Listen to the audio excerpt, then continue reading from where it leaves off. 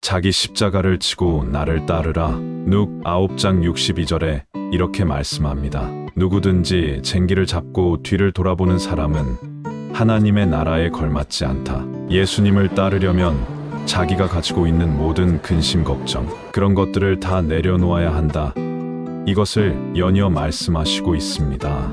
예수님을 따르려면 자기에게 주어진 십자가를 지고 따라야 한다. 그러자 어떤 사람들은 내가 결혼하고 예수님을 따르겠습니다. 이번에 내가 땅 사놓은 게 있는데 그 땅을 잘 마무리를 하고 예수님을 따르겠습니다. 이번에 집에 소가 새끼를 낳는데 그 새끼 낳는 거 보고 예수님을 따르겠습니다. 이렇게 세상 사람들이 예수님을 따른다고 할 때 이런저런 핑계들을 늘어놓고 있는 것을 볼 수 있습니다. 한편으로 보면 그들이 대는 핑계들은 어떻게 보면 정당화할 수 있는 거고 이 세상을 살아가는 데 있어서 당연히 갖추어져야 할 일이긴 합니다. 그런데 예수님께서는 단호하게 말씀하시고 있는 겁니다. 자기의 십자가를 지고 나를 따라라. 내가 하나님의 붙들린 바 되어져서 예루살렘에 올라가서 사람들의 저주를 받고 불의한 심판에 의해서 십자가에서 달리고 죽을 것이다. 그리고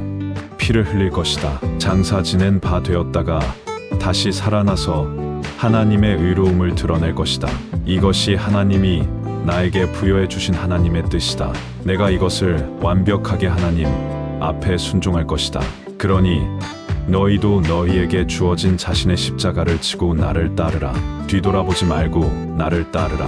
하나님의 영광이 너희와 함께할 것이다. 이렇게 여러 가지의 말씀으로 제자들을 가르치시며 훈계하시며 확신시켜 주시고 있습니다. 그럼에도 불구하고 제자들은 예수님이 십자가에 달리셨을 때 요한과 모친 마리아만 있었고 다 흩어졌습니다. 주님은 살아계신 하나님의 아들이십니다. 이렇게 말했던 제자들조차도 예수님이 당하신 그 참혹한 죽음의 현장에서는 자신의 목숨을 연명하기 위해서 적정거리를 두고 멀찌감치 떨어져 있는 그 모습을 보게 됩니다.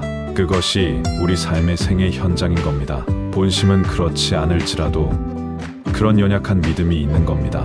그럼에도 성령님께서 주시는 은혜의 삶을 살자 지금 우리의 현실 속에 예수님께서 보내신 성령으로 지금 함께 하십니다. 성령으로 우리와 함께 하시고 동행하시고 예배드리는 이 시간에 우리와 함께 하십니다. 그런데도 우리는 제자들이 경험했던 것을 유사하게 반복하게 됩니다. 여지가 거의 없습니다. 우리는 여전히 우리에게 주어진 십자가를 지고 주님을 따르지 못하는 모습들이 여전히 존재합니다. 그럴 때 예수님께서 나에게 묻는 것입니다. 너희는 나를 누구라고 하느냐? 그럴 때 베드로가 고백했던 그 위대한 신앙 고백, 주는 그리스도시여 살아계신 하나님의 아들이십니다. 주님께서 나를 위해서 죽으신 그리스도이십니다. 나에게 생명을 주신 살아계신 하나님의 아들이십니다. 성령으로 우리와 함께 하시는 위대하신 분이십니다. 이러한 신앙의 확신과 고백, 그 믿음으로 우리에게 주어진 생애를 당당하게 살아가는 그런 믿음의 삶을 요구하시는 겁니다. 우리는 늘 넘어질 수 있지만 다시 부르시고 일으키시는 은혜의 삶이 있습니다.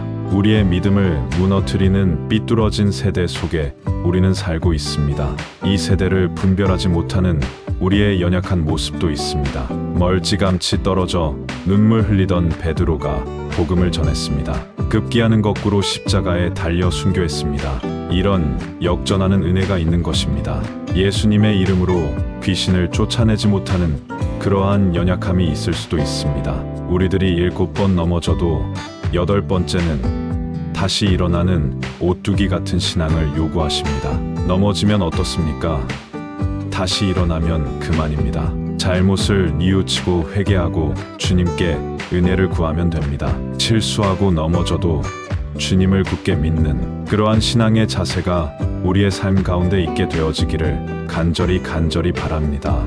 이러한 믿음으로 한 주간을 살아가는 그런 믿음의 삶이 되어지기를 간절히 바랍니다. 기도하겠습니다. 인천 송도역 남인천 농협 앞 배짜마 카페에서 이종화였습니다.